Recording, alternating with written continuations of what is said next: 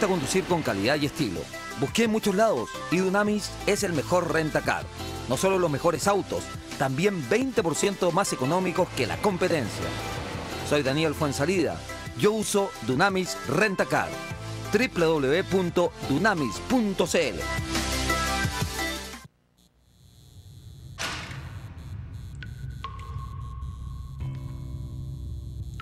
En los momentos más difíciles, cuando vemos todo negro y perdemos las esperanzas, se abre una línea directa.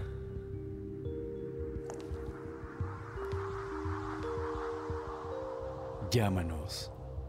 Hola a todos, los quiero invitar al restaurante Raúl Correa y Familia.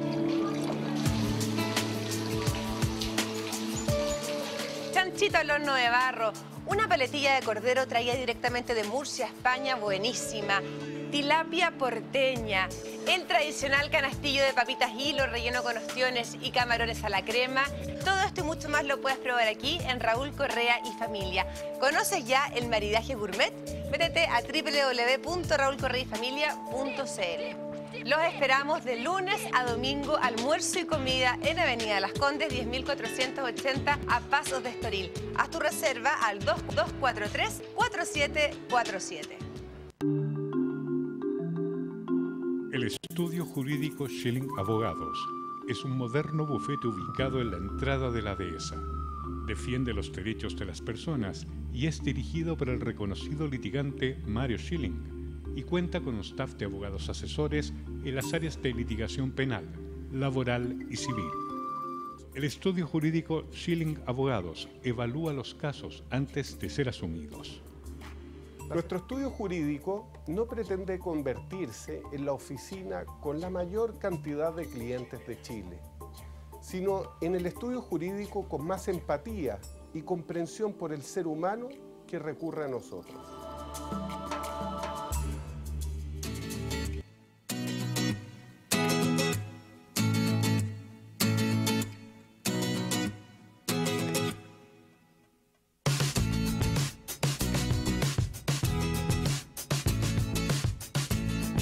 ¿Cómo está, señora y señor? Gracias por la sintonía que nos brinda siempre en nuestro programa, todos los días. Hoy nos corresponde hablar del proyecto País, el país que todos queremos construir, donde hay decisiones importantes que usted, que nosotros tenemos que tomar, presidentes, diputados, senadores. Usted puede ser parte de este programa a través del hashtag CDD-decisiones políticas, CDD-decisiones políticas, o si lo prefiere, donde mucha gente nos escribe por el WhatsApp, también por Facebook, y que nos tenga mucha paciencia también la gente que nos llama a través del call center. Un abrazo siempre cariñoso a la gente de regiones. Don Mario Schilling. ¿Qué me dice, don Agustín? Lo veo vestido, listo para ir a la fiscalía. Inmediatamente. De hecho, tengo una audiencia bien importante para defender a un cliente. Nos acompaña la analista político, Beatriz Corro. Gracias por estar con nosotros. Hola Agustín, ¿qué tal? Muchas gracias por la invitación. Y la diputada UDI, María José Hoffman. Hola, buenas. ¿Qué pasa con su reelección? ¿A dónde se va a presentar? Partimos rápido. ¿Está negociando? Antes de presentar ¿No está negociando? Si quiere, después me lo contesta. No, yo no negocio. Yo pongo a disposición mis capacidades. Eso. Pero después contemos para que pueda presentar a la otra importante invitada. Nos acompaña la presidenta del Colegio de Periodistas, Javiera Olivares. Gracias por estar con nosotros. ¿Cómo estás, Agustín? Y el sector suyo, de la izquierda, no sé si el Partido Comunista, pero de la izquierda, acaba de ganar, por decirlo de esa forma, otra presidencia en el Colegio Médico. Yo creo que estamos súper contentos, no solo los sectores progresistas, sino que las mujeres. Después de 70 años de historia, el Colegio Médico tiene por fin una presidenta mujer. Así que, nada, saludarla, contenta por Isquia. A mí me tocó ser presidenta 60 años después de que existía el Colegio de Periodistas, así que entiendo me imagino de estar muy contenta. Así que feliz, le mando un besito de aquí, un abrazo. Todas las semanas salen encuestas, Beatriz, y cada encuesta va como cambiando el escenario, y la que recién salió, todavía hay un porcentaje relevante de gente que no sabe por quién va a votar. Sí, pero, a ver, las encuestas, primero las encuestas todas tienen sesgos, tienen márgenes de error, tienen un montón de cosas. O sea, los americanos tienen un dicho bien notable que dice: no hay mentira más grande que la estadística. ¿Por qué? Porque efectivamente son interpretables y son datos que están ahí a disposición de los analistas en general. Pero las encuestas en Chile han venido mostrando sustancialmente resultados más o menos similares. O sea, tenemos un candidato que está más arriba que el resto, arrancado, y después los otros candidatos se han ido dividiendo las fuerzas que históricamente han estado en Chile más o menos con la misma presencia. Lo que pasa es que cuando uno tiene dos candidatos de más o menos un sector, lo normal es que eso se dividan y están repartiéndose las fuerzas más bien en el sector de izquierda hoy día. Por Chile Vamos hay un candidato que está bastante arrancado, que es Sebastián Piñera, y los otros candidatos que van a la primaria se han mantenido estables. Bueno, no, y la izquierda, claro, con tres candidatos, pues no son dos, son tres candidatos. El escenario evidentemente muestra que los tres candidatos se están repartiendo la torta que tradicionalmente ha existido. Ahora, cuando se pregunta a las personas por qué todavía no está decidida, aparece mucho la palabra decepción, mucha la palabra inconsecuencia. Esta es una pregunta que le quiero hacer aquí a la diputada María José. Un tema que incluso ha salido, usted ha participado también de esa crítica, partidos que tradicionalmente fueron en la defensa del mundo más vulnerable, como el Partido Socialista, como el Partido Comunista, y que hoy se encuentran en enredos también que la gente hace una lectura de temas como las inversiones. Como desprenderse, por ejemplo, al Partido Comunista de inversiones inmobiliarias, cuando hubo una defensa durante muchos años particularmente de ese partido, hacia la gente más vulnerable. Y ahí ve inconsecuencia. ¿Usted lo mira igual? Sí, lo miro igual.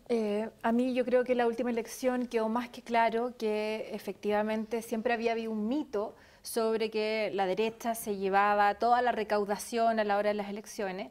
Y cuando vemos que en la última elección, no solamente la presidencial, la presidenta Bachelet fue la que obtuvo más gastos reservados y fue la que gastó más plata, y así también con el bloque de izquierda. Cuando uno ve que el Partido Socialista recibe recursos de Soquimich ligados a la figura del expresidente Pinochet, entonces uno ahí empieza con las contradicciones.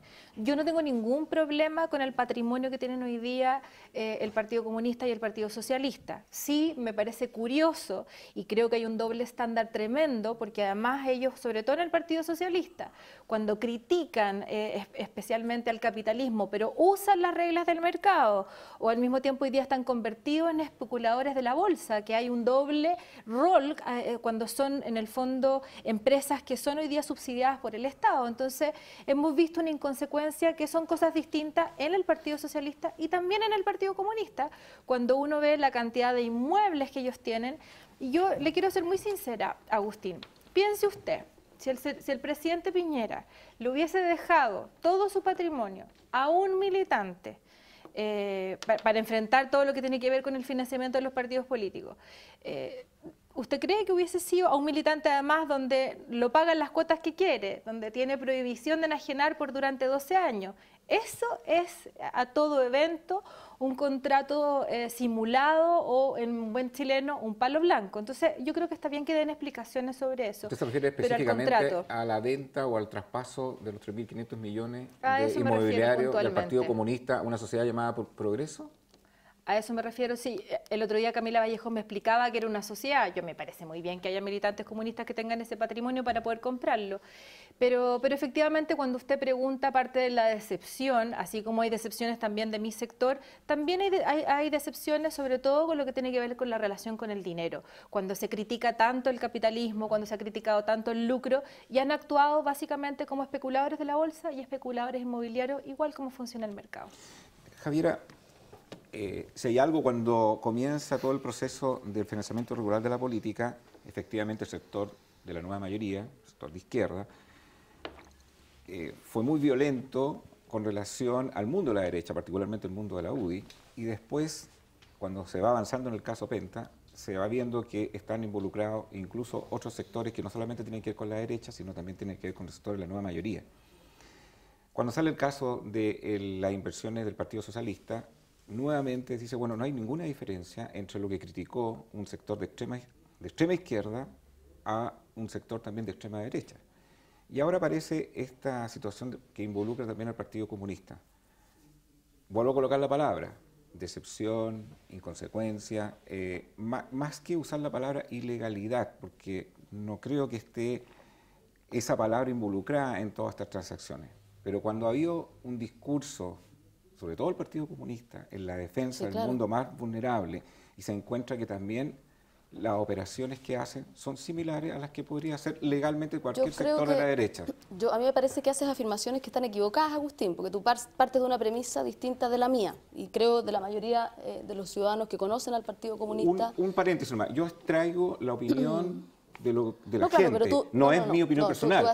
Tú haces afirmaciones respecto de algunas cuestiones que tú has oído, que tú aseguras que dice la gente. Yo te podría decir, la verdad es que hoy día el partido más grande de Chile, en el cual firmaron 67.000 personas para poder adherir, no solo a que fuera un partido legal, sino muchos de ellos a militar en ese partido, el Partido Comunista. Entonces lo que dice la gente me parece que es subjetivo y que es debatible. Pero está bien, yo voy a hacerme cargo de tus inquietudes o de lo que tú dices que has escuchado. O lo que dice la gente que te está viendo. Es que es lo que tú estás señalando que es lo que dice la gente. Yo creo que la gente dice otra cosa y voy a explicar por qué. Lo primero que hay que aclarar es que los inmuebles a los cuales tiene, voy a hablar por el Partido Comunista, no voy a hablar por el Partido Socialista porque es el partido donde milito, pero provienen sus inmuebles de una historia similar, que es lo primero que hay que aclarar y que yo creo que nuestro país es un país que tiene en algunas cosas muy buena memoria. Y se acordará que durante la dictadura cívico-militar, de la cual muchos parlamentarios hoy día de sectores de derecha fueron partícipes, fueron ministros de Estado, fueron subsecretarios, en fin. Fue una dictadura que no solo asesinó, desapareció, hizo desaparecer gente, torturó, sino que además arrebató el patrimonio de partidos históricos del movimiento sindical y el movimiento obrero chileno. Entre ellos, el Partido Socialista y el Partido Comunista. Yo no estoy diciendo ninguna novedad porque esto también está en los libros de historia y lo sabe también la gente.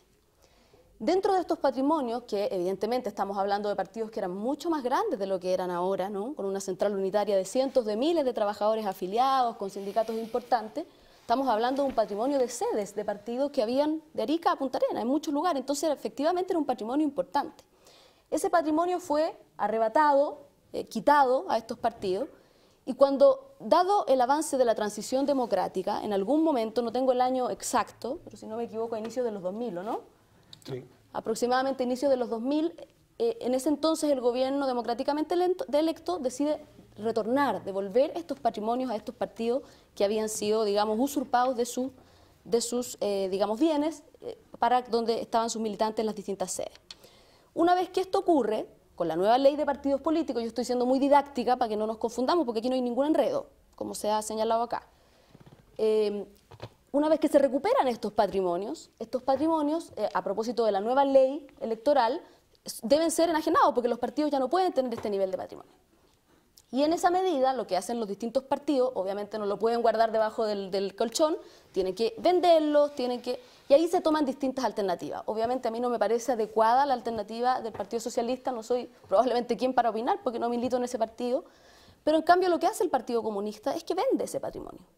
Y que el partido lo venda a una persona que puede comprarlo y que es de su confianza y que es militante, me parece lo más sensato. O sea, sería absurdo vendérselo a alguien que tú creyeras que va a dar mal uso o digamos, va a utilizar ese patrimonio en cosas que no son las mejores. Entonces aquí está clarísimo lo que se ha hecho. Yo creo que no hay que confundirse. Yo creo que como periodistas y como comunicadores tenemos el deber de informar y de explicar.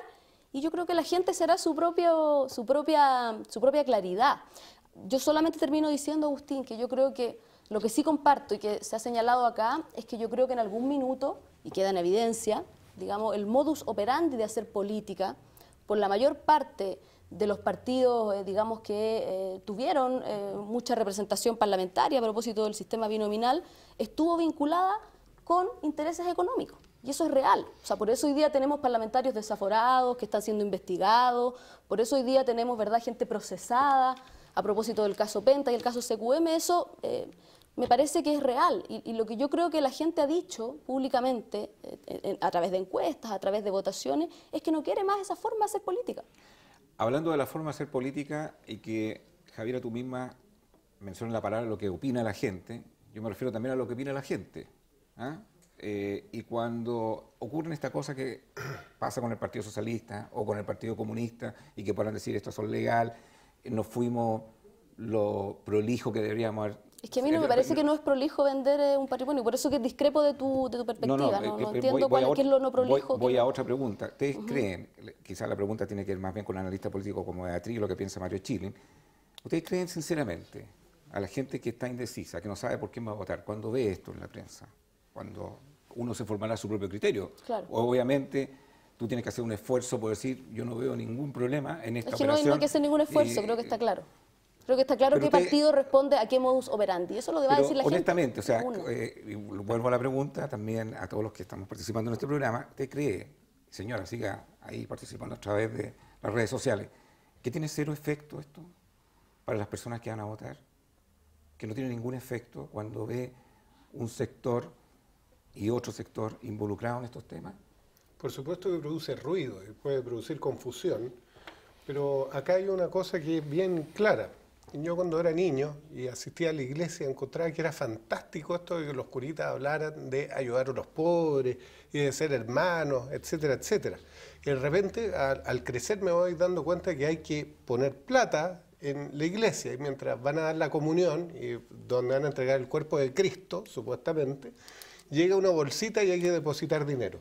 Y después ya más grande me tocó ir al Vaticano y conocí ese museo fantástico que tiene el Museo Vaticano, que son miles de millones de dólares. Es obscena la riqueza que tiene el Vaticano. Entonces, cuando te encuentras con una iglesia que predica el amor, la igualdad, etcétera, tiene esta riqueza, tú tienes dos opciones. Una, decir, estos son unos cínicos y unos hipócritas y reniego de la fe, o lo otro, decir, bueno, la iglesia necesita para subsistir y tener dentro de su organización algo tan pedestre y tan terrenal como el dinero. El Partido Socialista, el Partido Comunista, por supuesto, si quiere tener diputados electos, necesita financiar campaña. Si quiere tener senadores, necesita financiar campaña. ¿Y a dónde va a ir a tocar las puertas el Partido Comunista y el Partido Socialista? ¿A las grandes empresas donde va la derecha? No, pues no le van a dar ni un peso. ¿A dónde va a ir a las poblaciones a buscar dinero? Entonces, la mayor recaudación de y te la doy al tiro. Entonces te digo, bueno, entonces, ¿cómo va a subsistir los partidos de centro izquierda? Necesitan la ayuda de una buena administración. Si ellos invierten en Soquimich, a mí me da lo mismo, simplemente una sociedad anónima que le va bien. Que haya estado el yerno de Pinochet, la gran pregunta que tenemos que hacernos, ¿cómo llegó el yerno de un dictador a tener una de las riquezas más importantes de este país? Y ahí está un libro de un importante periodista que habló de cómo saquearon durante la dictadura las grandes empresas y cómo se repartieron un grupito de amigos de este dictador toda la riqueza de Chile, y hoy andan con el pecho parado y andando en sus super Mercedes-Benz por la calle. Simplemente fue un robo de Estado, no simplemente torturaron gente, atropellaron los derechos humanos, sino que además saquearon el país para provecho de unos pocos milicos ordinarios que se hicieron tremendamente ricos y beneficiaron a sus yanaconas que estaban ahí lamiéndole los pies. Diputada, te quería decir algo. Quería replicar. No, lo que pasa es que yo creo que eso es parte de los mitos, Mario, que se han ido cayendo, porque yo creo que seas un poco objetivo y efectivamente el partido que más plata recibió de la empresa que tú nombras, SQM, es el Partido Socialista. Eso no es una especulación. Entonces, cuidado con los dobles discursos. Y con respecto a las inversiones, yo creo que a la gente le genera una contradicción, no el patrimonio. Claro, el otro día me tocó en alguna radio conversar con Camila, a quien trato por la Comisión de Educación, y hay mucho respeto en las palabras, más allá de las diferencias ideológicas evidentes. Y yo creo que la gente sí se cuestiona, Javiera, que al final la forma ha sido muy cuestionada. O sea, esto es evidentemente un contrato simulado. Está bien, si hay un militante comunista que tiene ese patrimonio para comprarlo, son parte de las mismas leyes del mercado. Pero efectivamente, aquí la sospecha que nosotros tenemos es que es una situación rara, una situación en cuotas indefinidas que no se han cumplido hasta ahora. con prohibición de enajenar. ¿Qué es eso? ¿A quién le están cuidando ese patrimonio? Entonces, está bien, mira, si yo entiendo entiendo la historia y lo difícil también que tiene que haber sido para el partido haber perdido esos bienes, uno no puede ser insensible con eso. Pero al mismo tiempo uno pide consecuencia, porque cuando se le reclama al presidente Piñera sobre su patrimonio... Pero perdón, no vamos, perdón, está bien, no tiene sentido, estás comparando peras con manzanas, estamos hablando de 3.000 millones de dólares. Es absurdo. Altura moral para lo mismo. Altura moral para lo mismo. Si el presidente Piñera ha ido lo más lejos yo entiendo el afán de los partidos de derecha de confundir, pero francamente, si yo no estoy confundiendo, te interrumpo porque me parece... mucha claridad. Sí, no me has parado de interrumpir durante voy a guardar silencio, pero es que me sorprende el nivel de... Bueno, entonces dale, continúa. No, por favor, diputada, la escuchamos. No, está bien, sí. Lo que yo quiero recalcar, porque aquí no es solamente con respecto al patrimonio. Cuando uno ve lo que está ocurriendo hoy día, sobre todo con la Universidad Arcis, donde ha sido decretada, o sea, aquí la confusión no va solo con respecto al patrimonio. Cuando uno ve que el excontrolador, como fue el Partido Comunista, una universidad que acaba de quebrar, que alumnos que esperamos que la prioridad del gobierno sea su reubicación y que puedan acceder realmente a los beneficios que tiene que apoyar el Estado, yo ahí también creo que más allá de la legalidad, el Partido Comunista también debiera tener una voz y hacerse cargo como controlador, como excontrolador de una universidad que termina quebrando, porque no tuvo ningún problema a través de las inmobiliarias del Partido Comunista de recibir plata de afuera, de invertir, recuperar la inversión, lucrar con la inversión y sacar su capital cuando se van y dejar a la universidad quebrada. Mario Chilem decía, a raíz de todo esto, que la gente ve, que la gente escucha, que la ciudadanía, hay un sector que todavía no sabe por quién va a votar. Decía, yo señalaba, esto tiene cero efecto, Beatriz, y Mario decía, yo creo que es mucho ruido. ¿Ah? Sin embargo, no, hay un sector que se descuelga de todo esto porque les parece que tiene que haber consecuencia, independiente la legalidad, no legalidad, lo que es irregular, lo que no es irregular, no me quiero meter en el caso en sí.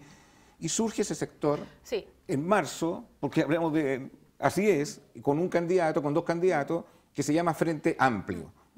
Y es un sector que hoy día está alcanzando brutalmente a Alejandro Guillén. Entonces, desconocer esa realidad, yo creo que es ser ciego, porque interpreta un mundo que dice, bueno, nosotros no queremos esto, y esto pareciera ser que nos parece más convocante, más empático. ¿Es así o no? A ver, yo creo que aquí hay varias cosas. Lo primero es que el fenómeno que está viviendo Chile no es un fenómeno aislado. O sea, esta desilusión con la clase política es un fenómeno global. Lo vimos con los resultados electorales que hubo en Inglaterra, lo hemos visto, este año ha sido un año importante en elecciones en Europa, ha habido sorpresas predecibles, pero ha habido otros lugares donde, ¿cómo se llama?, las posiciones extremas han adquirido más fuerza. En Estados Unidos también tuvimos una elección un poquito antes que las del fenómeno europeo, posterior al Brexit, pero después de la de Austria y la de Holanda, que también posiciones que no habíamos visto habitualmente, o que no habíamos visto desde desde los años 30 más o menos. O sea, este fenómeno que estamos viviendo hoy día es el mismo fenómeno que se vivió en 1920, 1930. Por lo tanto, tampoco una cosa aislada en la historia mundial. Y este tipo de situaciones donde hay un cuestionamiento fuerte a la clase política hace surgir efectivamente propuestas que son más extremas. Propuestas que son extremas de izquierda, propuestas que son extremas de derecha. O sea, tampoco es que sea propio de un sector el surgimiento de estas nuevas posiciones. Son sectores que se sienten, voces que sienten que hoy día no tienen interlocutores. Perdón, te hago una interrupción ahí. Cuando tú hablas de extremo derecha o extremo izquierda, hablemos en este caso de extremo izquierda, cuando uno habla de extremo, como que fuese algo negativo para la construcción de un país. ¿Lo dices con esa connotación? No, sino que son posiciones que sienten que hoy día no tienen interlocutores. Se les ha denominado tradicionalmente extrema izquierda, extrema derecha, también se han denominado populistas, se han denominado demagogos, hay gente que es muy sabia, por cierto, hace la distinción entre populistas y demagogos, pero hay ahí un grupo de personas que hoy día sienten que no tienen interlocutores y que por lo tanto hacen surgir propuestas nuevas. El Frente Amplio es una propuesta que se ha venido construyendo y que ve hoy día un espacio y sale con una candidatura. reflejando un poco lo que está pasando en todo el mundo. O sea, si esto, como insisto yo, no es un fenómeno aislado de Chile. Y Claro, yo escucho la discusión aquí política en torno al financiamiento de la política, qué sé yo. A ver, señores, el tema de la política y el dinero no lo ha resuelto nadie. En el mundo no lo ha resuelto nadie. Entonces, cuando venimos con, mire, el problema es el mercado, porque como hay que financiarlo, entonces el problema es el mercado, y entonces van uno y le piden plata al sector privado, que lo hacen todos, por cierto, no es patrimonio de uno ir a pedir al sector privado. Entonces, esto lo solucionamos diciendo que de ahora en adelante hay financiamiento público de la política. Bueno, en Francia hay financiamiento público de la política y el señor Sarkozy está siendo procesado con financiamiento público de la política. Y por lo tanto, el financiamiento público de la política tampoco es una solución para separar el dinero de la política. Y yo les insisto, señores, la separación de dinero y política, o sea, esa solución no la ha encontrado nadie. Y por lo tanto, esto que estamos viendo hoy día con el Partido Socialista y el Partido Comunista, lo vamos a seguir viendo. Y tenemos que aprender a lidiar con eso. Te doy el punto, pero si nosotros viviéramos en Chile donde no ocurrió el caso del financiamiento regular de la política, te saco ese capítulo. Donde no ocurrió el caso Cabal, te saco el capítulo. Donde no ocurrió las inversiones del Partido Socialista y de cualquier otro partido. Olvídate que esos 2 años nunca existieron. ¿Habría existido un Frente Amplio? ¿Con este nivel de adhesión? No sé si con este nivel de adhesión, pero el Frente Amplio es una propuesta que se viene construyendo desde hace 7 años, 7, 8 años. María José, tú me corregirás, pero es una propuesta que se viene construyendo hace 7, 8 años, partió en los movimientos universitarios y hace 4 años que ya tiene representación parlamentaria. Por lo tanto, no, yo creo que el espacio estaba ahí y la coyuntura ha colaborado para que la candidatura actual adquiera mayor relevancia. Hemos tenido un diputado aquí, Javiera, que define el Frente Amplio, Daniel Farca, nombre y apellido, que ha dicho que es la izquierda trasnochada. Trasnochada, lo he escuchado. ¿Y es la izquierda trasnochada? ¿Qué opinión tienes tú del Frente Amplio? A ver, yo creo que, la verdad, yo estoy un poco de acuerdo con Beatriz en lo que ella plantea. Yo no veo mucha novedad. Entonces, yo me acuerdo como militante, por ejemplo, del Partido Comunista, que hubo muchas alternativas desde el fin de la dictadura, al inicio de una transición muy dolorosa y muy larga, que excluía a cualquiera que pudiese hacer alguna crítica respecto de cómo se mantenían, ¿no?, las ataduras que heredamos de la dictadura, con la Constitución, con el binominal y con muchas cosas más.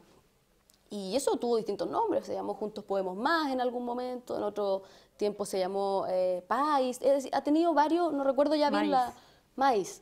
No recuerdo bien los nombres, pero yo creo que el Frente Amplio en cierta forma es una parte de una expresión de algo que existía antes, de una parte, porque otra parte evidentemente se hizo partícipe de la construcción de una nueva coalición como fue la Nueva Mayoría en su momento, en fin. Entonces yo creo que me parece legítimo que existan, yo creo que van a seguir existiendo, creo que es interesante que se dé el debate. Lo que yo sí veo distintivamente, y también quiero parafrasear un poco lo que decía Beatriz, que estoy de acuerdo con ella, en decir que hoy día el modelo a nivel mundial respecto del trabajo político es un modelo que está en crisis en general. Y me parece que lo radical está en aquello, porque la política entra en crisis en la medida en que un modelo capitalista radical, como es el neoliberalismo, ¿verdad?, empieza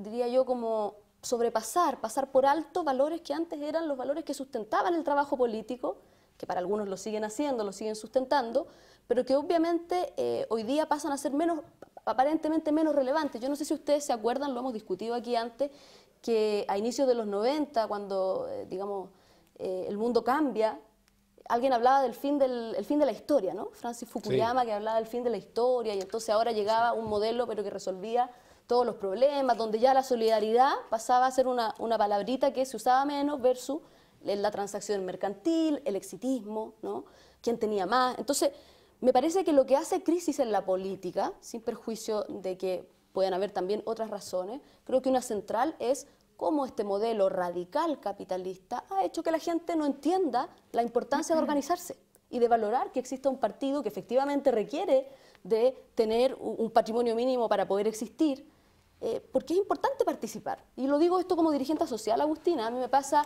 tú eres periodista igual que yo, de repente uno invita a los colegas, aquí también tenemos otro periodista, colegiado además. Entonces, de repente uno invita a los colegas a sumarse, a articularse, a organizarse, y lo primero que te preguntan, bueno, ¿y yo qué gano con esto? Y entonces lo que tú ganas es organizarte, eso es importante. Entonces, termino diciendo, yo creo que efectivamente el problema de la política y cómo se financia la política es un problema histórico y probablemente que va a estar en el presente y en el futuro también. Lo complejo es cuando tú generas y tienes representantes que tienen conflictos de interés respecto de temas. O sea, hoy día nosotros estamos conociendo que el candidato de la derecha que tiene más arranque, como se ha señalado aquí, que es el señor Sebastián Piñera, tenía propiedad en una sociedad que se llamaba Antar Chile y que tiene además propiedad en Corpesca cuando estábamos hablando de la discusión de la ley Longueira cuando él era presidente. Entonces, nosotros aquí estamos hablando ya no solamente de cuál es el problema que tiene la política para ser financiada, sino que tenemos una persona, empresaria, multimillonaria, conocida internacionalmente por su amplia, digamos, cantidad de bienes en Chile, de patrimonio, que además hoy día está involucrado en situaciones de conflicto de interés. Y eso a mí me parece que es del todo grave y que no se puede pasar por alto. Si ustedes quieren comprar un vehículo, yo les recomiendo la marca Chevrolet. ¿Dónde comprarlo? En Inalco, ahí el concesionario líder de General Motors, www.inalco.cl. El Camaro que tanto anhela el señor Chilling, que aparece en pantalla de color azul. Pero fíjese que ese Camaro también, Javiera, lo puede comprar a la izquierda, porque se transforma en color rojo. Puede comprar la cuota. No sé si va a comprar un Camaro a la izquierda.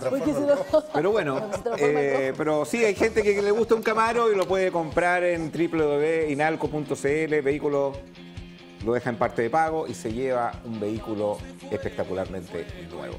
María José Hoffman. Dígame. Declaraciones de Marco Enrique Minami. Aquí tenemos que unirnos entre todos porque lo que no puede salir es la derecha, por ningún motivo. Por otro lado, pareciera que se mira el Frente Amplio, se le miró de una manera, no sé, no lo escuché de Javiera, pero sí de sectores de la nueva mayoría como muy, como un frente que no va a tener mucha participación. Y hoy día está alcanzando a Alejandro Guillé. Si uno suma el porcentaje de la gente que estaría dispuesta a votar por Alejandro Guillé y el porcentaje de la gente que estaría dispuesta a votar por Beatriz Sánchez, y suma el porcentaje que hoy día la gente estaría dispuesta a votar por Sebastián Piñera y un poquitito ahí por Manuel José Sandón, lo que está claro es que esto va a ser una elección súper estrecha. Y por eso Marco Enrique Minami dice, ¿saben por qué mejor no nos unimos todos contra Piñera? Todos contra el modelo capitalista que acaba de decir. Neoliberal. ¿Ah?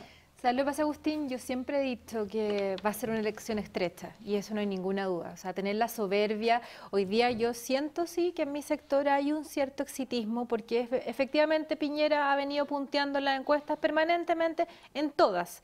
Y sube, baja un poquito, pero después sube más. Entonces, eso no puede generar una cierta tranquilidad y por eso para nosotros es tan importante que la gente vaya y participe en las primarias, porque también son señales importantes, o sea, y en eso vamos a tener una ventaja, sobre todo con respecto a la nueva mayoría, porque las primarias movilizan, activan, le hacen muy bien a los partidos y yo en eso siempre estuve en contra de lo que salió incluso diciendo la propia presidenta de mi partido, porque creo que le hace muy bien, sobre todo nuestro sector que tiene en el fondo, yo diría, una deuda más en temas de participación. Pero dicho eso, yo creo que va a ser una elección estrecha, no creerlo así, sobre todo porque hoy día lo que uno ve al frente es una izquierda absolutamente fragmentada. El llamado que hace Meo responde en el fondo, a esta pugna interna. Yo veo uno ve en los pasillos del Congreso cómo miran muchas personas de izquierda con cierto o ganas de estar ahí a Beatriz Sánchez, que sigue prendiendo en las encuestas. O sea, hay una disputa evidente. Hoy día hay una pugna evidente que es un proceso, yo creo que es un proceso que mientras más natural sea o mientras mejor se tome va a ser mejor para ellos también, pero que hoy día hay una disputa, es cierto. O sea, si usted me dice lo que pasó en Valparaíso fue una sorpresa para todos, tanto como para nosotros que perdimos la alcaldía, pero también para la nueva mayoría. Y yo siento que en eso hubo mucho apresuramiento con el candidato Guillé. Yo veo que hay personas que ya están mirando, una persona que se desinfla permanentemente, que no sabemos lo que piensa, piensa y qué es lo que hace por otro lado. Beatriz va marcando posición en distintos temas. Entonces, esa pugna va a ir palabras sacan palabras. Yo he visto el ninguneo de Carlos Maldonado a Beatriz Sánchez que dice que solamente es un efecto espuma. Entonces, esa pugna interna, yo creo que Marcos es bastante más claro en explicar que finalmente solo en la unidad, al igual que en la derecha, solo la unidad es el único camino al éxito para ambos sectores. Nosotros hoy día estamos ordenaditos, como nunca, pero estamos ordenaditos detrás de nuestro candidato. Vamos a tener primarias donde todos sabemos cuáles van a ser los resultados, Piñera va a ganar, pero va a ser un ejercicio democrático que nos va a hacer bien. Yo veo al frente una disputa distinta, que es un proceso que tienen que terminar. No sé cómo va a terminar esto en las próximas elecciones, pero es evidente que en segunda vuelta va a haber una unión que va a ser, obviamente, una elección mucho más competitiva, sin eso no hay que equivocarse. Pero yo creo que más allá, yo creo que hoy día la crisis fundamental que estamos viviendo es por algo mucho más simple que los modelos. La gente que nos está mirando hoy día y dice, bueno, ya llevan 40 minutos hablando. ¿Cuándo alguien va a poner en la agenda mis problemas? ¿Qué problemas tiene la gente que ve este programa? Sus problemas de salud, sus problemas de educación, sus urgencias sociales han sido las que han estado fuera del debate. Siempre están los problemas nuestros, de los políticos, antes que los problemas de la gente. Más allá, yo sé que hay diferencias de modelo, en salud, en educación, y está bien discutirlo, pero de hecho hemos visto que muchas de las reformas no han llegado a las personas. Esa es la mayor decepción. Esa es la mayor decepción cuando en el fondo nosotros estamos en deuda en temas de delincuencia, cuando estamos en deuda en temas de educación, cuando vemos que el Instituto Nacional pierde la calidad de excelencia.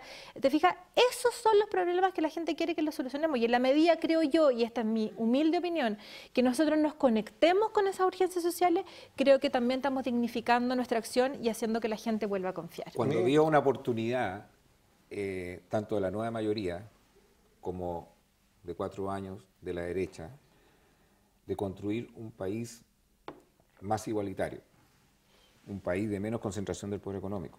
Yo creo un país de igualdad de oportunidades, no igualitario, es una diferencia. Bueno, pero déjeme terminar un poco la pregunta.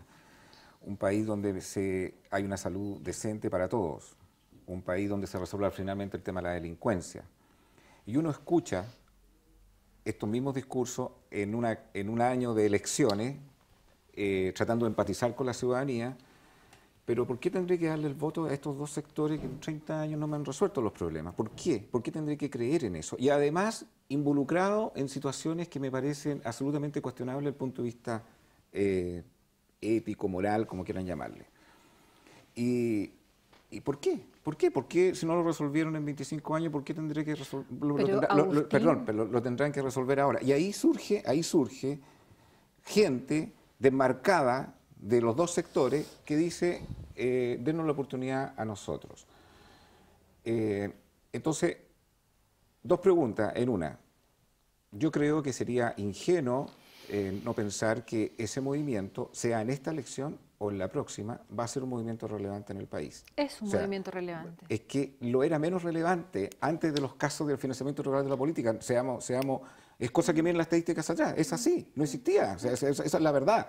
Incluso algunos lo critican como la izquierda trasnochada, que ni siquiera tienen ni siquiera un representante en el Parlamento, muy poco. Entonces, ese es un fenómeno. Y el segundo fenómeno que usted los traigo a sus palabras es, aquí no es importante cambiar el modelo. No lo sé porque hay un candidato, que es Manuel José Sandón, que critica mucho también el modelo, porque él mismo hace una autocrítica, siendo de su propio sector, que él no va a apoyar ninguna política, aun cuando él no salga exacerbadamente capitalista. ¿Qué me responden? ¿Yo misma? Como todos, lo que quieran, pero lo que pasa yo estoy tratando de... Si usted me dice que no estamos mejor que hace 30 años... No, yo no le he dicho eso. Eso me dijo. No, yo no le he dicho. Eso me dijo. No, entonces, yo le dije otra cosa. Yo le dije otra cosa. Pero es que usted cambia. No ha resuelto los problemas que está... No. Si usted cree que no se ha resuelto ni un problema... Yo creo que sí. Yo creo que hoy día Chile es un país que tiene menos niveles de pobreza de los que tenía hace 30 años y eso es algo objetivo. Que tiene más oportunidades que hace 30 años, eso de todas maneras. ¿Cuántas jóvenes hay hoy día que son primera generación en su familia que van a la universidad? Claro, ahí, si entramos, por ejemplo, en el tema de educación, con respecto a lo que fue la creación del CAE en el gobierno de Ricardo Lagos. ¿Fue una buena idea? En una primera etapa fue una buena idea, que debimos haber corregido las tasas y la injusticia que fue corrigiendo. Obviamente que nos hemos equivocado. Mire, no fue ni mi gobierno ni yo era parlamentaria, pero yo sí me hago cargo de la historia, porque sentarse aquí a despotricar o a pontificar a partir de lo que nos ha hecho para atrás creo que también es irresponsable. Yo creo que en los gobiernos de la Concertación se avanzó muchísimo y todos los gobiernos han aportado, unos más rápido, otros más lento.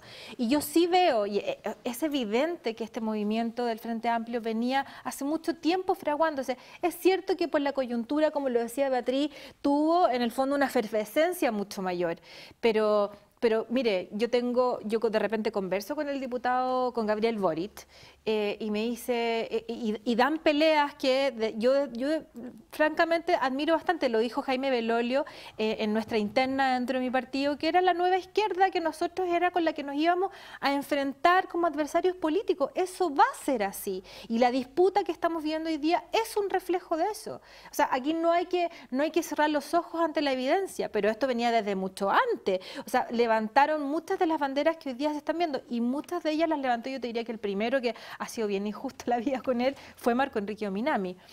Por lo tanto, yo creo que efectivamente han habido injusticias tanto del mercado, pero también del Estado.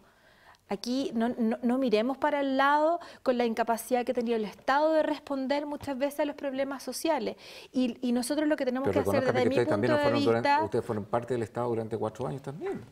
Entonces no vale como el Estado, como que el Estado nunca fueron parte de ustedes del Estado. Pero Agustín, si no es más allá de buscar culpables o responsables. Estoy tratando de hacer un análisis objetivo. Obviamente, aquí hay problemas graves en el Sename y hay que solucionarlos. Y los problemas, por eso a mí me encantaría que fuera, ojalá 4 años con capacidad de reelección, porque un gobierno de 4 años busca naturalmente, sea izquierda o derecha, hacer cosas de corto plazo para poder visibilizar más su éxito. Entonces también tiene que ver con eso. Y hay que hacerle ajustes a nuestro modelo, por supuesto, pero renegar de lo que ha tenido o volver a un modelo fracasado del pasado, yo creo que no. Hay que tener instituciones que defiendan a las personas de los abusos del mercado y de los abusos del Estado. Y en eso creo que estamos todos de acuerdo. La gran pregunta que a mí me gustaría hacer y ojalá Beatriz pudiera responderlo en cierto sentido es ¿en qué país de este planeta, si es que en algún momento de la historia ha ocurrido, es que la gente quiera a sus políticos y esté de acuerdo con sus representantes? Porque claro, lo que dice Agustín es muy cierto. Dice, ahora se viene a ofrecer el ofertón de solucionar problemas que se vienen arrastrando hace 25 años. O sea, el problema del smog, desde que yo nací, todo el mundo dice que lo va a solucionar y seguimos en Santiago en smog. El problema del tránsito, del transporte público, eso es una vergüenza. Alguien se tiene que hacer cargo, ya llevamos arrastrando no sé cuánto tiempo. La AFP, mi niño que tiene como 8 años decía, papá, ¿y qué va a pasar con los viejos? ¿Cómo viven si no tienen fuerzas para trabajar? Y tenía que explicarle en el lenguaje más didáctico. Que tú le ibas a dejar una herencia. ¿Qué es lo que pasa? No. Yo fui más cruel, le mostré un mendigo que estaba en la calle y decía, ese mendigo que está ahí es porque ya no puede seguir trabajando. Entonces, bueno, hay una cosa... pero la pregunta del millón es, ¿vamos a querer a nuestros políticos o tenemos que vivir con nuestros políticos? Porque es un poco la pregunta que a veces me hacen a mí, ¿qué pasa con el sistema de justicia? A pesar de que nadie queda contento con la justicia, sí tenemos que usar la justicia. Pero Mario, los políticos, perdón, y con eso termino, y los políticos, pucha, es mucho mejor tener gente de la UDI, de la nueva mayoría del Frente Amplio, que tener una dictadura militar. O sea, pero Mario, la alternativa... No hay más alternativa que eso. A lo mejor Mario, no les guste, a lo mejor es una porquería política lo que tenemos, pero es lo que es preferible pero independiente eso. de lo que estamos aquí en el set. Trata de empatizar con la gente que nos está mirando en casa. Empatizo. No, porque fíjate, tú hablas, tienen que querer a los políticos, todo eso. Y hay un candidato que el que lleva la nueva mayoría que dice, yo no soy político, voten por mí. Entonces... ¿cómo entendí eso? O sea, bueno, porque en realidad yo creo que sí es político, ¿me entiendes? Sí es senador. Es un eslogan, es un eslogan. Entonces, yo no soy político, yo no vengo del mundo político, de la clase política. Él ha dicho, yo no soy político, él lo ha dicho. Sí, igual yo, ¿sabes qué? Lo que diría o agregaría a todo lo que se señala, es que yo tengo la esperanza, y muchos estamos trabajando por eso, de que la gente, a propósito de la gente y lo que piensa la gente, el pueblo, la ciudadanía. Díganlo, cónsul. A mí me encanta la palabra pueblo, la verdad. Así que la voy a usar. Ahora está como prohibida. Sí, es como tabú, la ¿no? gente, ¿sí? No existe el pueblo. ¿Quién la prohibió? Cuéntame. Entonces, bueno, la dictadura la prohibió mucho, por supuesto. Tú hablabas de... Mira, ayer tuve, María José, en una actividad bien bonita que se las aprovecho de contar. Han habido diversas actividades por el Día del Patrimonio y nos tocó estar en un foro con la ciudadanía, con el pueblo, donde se recordaba, era un lanzamiento del libro, eran ferias del libro, populares, donde se recordaba cómo los militares en plena dictadura habían quemado libros en esa misma plaza, en una plaza que queda en Lira con diagonal Paraguay, para que la visiten, y se hizo una muestra de fotos de cómo los militares quemaban libros ahí, viste, paciencia de todo el mundo. Entonces, un documental belga, digamos, director audiovisual, hizo un pequeño documental y le preguntaba a los militares, ¿y usted por qué está quemando ese libro si es de cubismo? Y entonces el militar decía, porque cubismo significa que viene de Cuba. ¿Y por qué quema este otro? Porque dice pueblo, porque dice popular y eso es comunista. Entonces, ¿qué es lo que quiero decir yo con esto? Lo que quiero decir es que efectivamente hay hoy día una concepción de que palabras que tengan una connotación política y que se asocien a la ciudadanía o al pueblo son palabras tabú o son mal vistas. Yo más bien el mensaje que me gustaría agregar, y que era lo que iba a decir antes, es que yo creo que aquí todos hacemos política. Militemos o no militemos en un partido. El acto de hacer un club deportivo, un centro de madres, una junta de vecinos, es hacer política. Y qué maravilla que así sea. ¿Pero por qué su candidato dice yo no soy político? Bueno, a mi juicio lo que él trata de decir, y que lo que yo interpreto de eso, y que él lo ha señalado más ampliamente, más allá de las frases que son más atractivas para los titulares, lo digo como periodista, lo que él ha tratado de decir y ha dicho, yo no pertenezco al modus operandi de una manera de hacer política que es distanciada de ese pueblo. Yo fui dirigente social, gremial, yo fui presidente del Colegio de Periodistas, en fin, él cuenta esa historia. Entonces, lo interesante de eso y lo que yo quiero destacar es que la política nos pertenece a todos. Y yo no creo que haya una clase política. Yo creo que hay políticos que pertenecen a distintas clases, por supuesto, a clases socioeconómicas diferentes. Por cierto, Roxana Miranda, por favor, no me van a decir que pertenece a la misma clase social que el Coto Sandón. Es evidente, no estoy diciendo nada extraño. Entonces, ¿existen clases sociales distintas? Por supuesto. ¿Existe inequidad social y económica? Por supuesto. ¿Estamos en un modelo profundamente injusto? Por supuesto. Por lo tanto, la gente, la ciudadanía, el pueblo, tiene que entender, y creo yo que la pedagogía que todos tenemos que hacer y discutir es cómo todos somos capaces de hacer política distinta. Ok, pero... La única que representa al pueblo de este panel soy yo. Sí. No, mentira. Aquí la única que se puede atribuir la representación del pueblo. Yo también fui electa por una votación democrática, diputada. Tengo 4 votos. Pero quedó pendiente la respuesta de Beatriz a la pregunta de Mario. Yo tengo una gran diferencia contigo, Gabriela. Yo creo que cuando uno comunica siendo un candidato, uno transmite conceptos y transmite empatía, transmite visión de país, transmite solucionar problemas que tienen que ver con la contingencia. Entonces, cuando hay un candidato, o sea, por favor, que parte diciendo que yo no soy político, aunque yo creo que sí es político, y todos participamos en la política, en esa parte estoy totalmente de acuerdo contigo. Política. Estamos haciendo política. Creo que hay cosas que hay que saber cómo comunicarlas, sobre todo en campaña. Beatriz. La pregunta de Mario era, ya. No hay ningún país, ¿conoce algún país que la gente ame los políticos, que adore los políticos? No. Bueno, en el Partido Comunista chino ha hecho un buen trabajo en ese sentido. Bueno, no permite mucho que nadie más se exprese, entonces no sabemos muy bien lo que opinarán los chinos del Partido Comunista, pero entendemos que está todo tranquilo por esa zona. Y están conquistando el mundo tranquilamente, con métodos capitalistas, por cierto. Pero no, o sea, siempre, a ver, más que hay algún país del mundo que haya solucionado esto de que quieran a sus políticos, hay periodos en que hay políticos que han sido muy valorados. No sé, pienso en la Francia posguerra, Charles de Gaulle fue un modelo de político hasta los años 60, que la gente quería mucho y hasta el día de hoy sigue siendo un referente. Han habido situaciones así en el mundo en que los políticos han sido muy valorados. Churchill en Inglaterra, para qué decir, todos hemos leído a Churchill, todos sabemos quién fue Churchill, o sea, en varios países, o sea, uno podría citar ejemplos de políticos que han sido muy valorados a través de la historia. Pero que exista una relación de amor con el poder, porque al final los políticos tienen posiciones de poder, es muy raro. O sea, la gente no quiere a los que tienen poder, porque lo natural es que yo desconfíe de aquellas personas que tienen poder, y eso es una cosa natural. Ahora, que todas las personas que tienen poder son malos, no todas las personas que tienen poder son malos, eso por cierto que no, y la ciudadanía logra hacer esas distinciones porque cuando se realizan las elecciones, la ciudadanía va y manifiesta su preferencia, y cuando emite su voto, por cierto que está haciendo una señal de confianza hacia la persona a la cual le entrega su voto. Estos conflictos que estamos viendo hoy día en Chile y que se han visto en el mundo son oportunidades más que problemas. ¿Por qué son oportunidades? Porque precisamente entregan más información quizás para el que está tomando la decisión. Cuando el que está tomando decisión no tiene estas efervescencias o cuando la situación está muy plano, uno tiende a tomar siempre las mismas decisiones.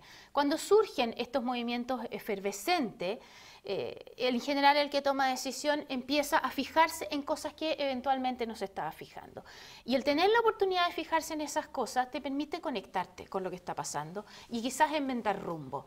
Por lo tanto, a mí el surgimiento, como tú señalabas, el surgimiento de este Frente Amplio, que es una cosa coyuntural, el crecimiento, yo creo que efectivamente ellos han aprovechado la oportunidad de los 2 años de crisis de este país, pero que es un fenómeno aislado, no es un fenómeno aislado, es una cosa que acaba de aparecer, no acaba de aparecer, es una cosa que se venía construyendo, tenía ideólogos, son chicos estos que se han formado bien, que han leído mucho, o sea, es gente que ha venido preparando su irrupción y encuentran la oportunidad y la aprovechan. En la derecha nosotros tenemos lo mismo, el surgimiento de Evópolis es exactamente lo mismo. Evópolis ve ahí que hay un espacio que, por cierto, a mí no me representa, pero ellos ven que hay un espacio y tratan de tomarse este espacio siguiendo el modelo que habían seguido los conservadores ingleses.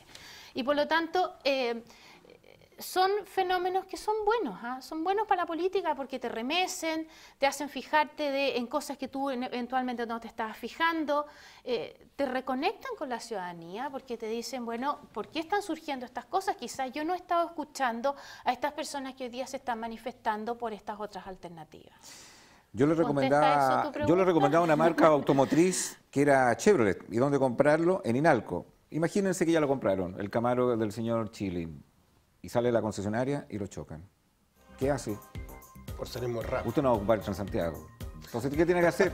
Arrendar un vehículo. ¿Dónde lo puede arrendar? En Dunamis Rentacar, la mejor opción al momento de arrendar un auto. Vehículos mecánicos, vehículos automáticos, la mejor relación precio-calidad. Haga su reserva online, www.dunamis.cl, o si lo prefiere.